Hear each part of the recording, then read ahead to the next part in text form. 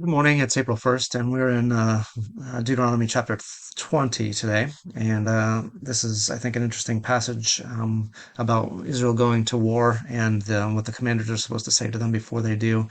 So it says this: When you go to war against your enemies and see horses and chariots and an army greater than yours, do not be afraid of them, because the Lord your God, who brought you up out of Egypt, will be with you. When you are about to go into the battle, the priest shall come forward and address the army. He shall say, Hear, Israel, today you are going into battle against your enemies.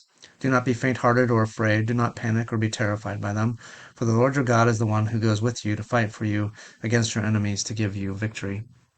I think it's interesting that there's a relationship between the priests and the commanders of the army, and that the priest is the one who comes out and talks to the soldiers as they're about to go into battle here. I think also it's interesting that it refers to the Lord as the one who brought them up out of Egypt, reminding them that nothing is impossible for them, that God will go before them and do things that they can't expect.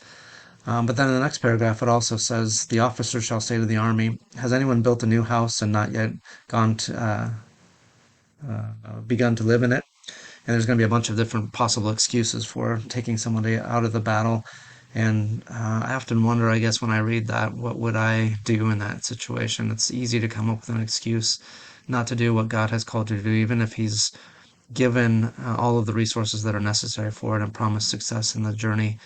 Obviously, ultimately promised you Himself, even if death comes through this battle, you get to be with him forever. So there's really nothing to be afraid of, and yet everything in us cries out in fear, it seems like. And I understand that there are some who are brave in those situations. I don't know, I've not been faced with that kind of situation before, but I often wonder, okay, what would I do if I was given the option to get out? Would I be looking for excuses here, or would I be volunteering to do what God has called me to do, even if it meant danger to myself? And I think it's a good test of our hearts and our minds and our faith, honestly, to be able to look at God and look at the situation and say, I'm going to trust God even if my flesh is weak and unwilling in this instance. So I like that reminder in Deuteronomy 20 of the fear of the battle.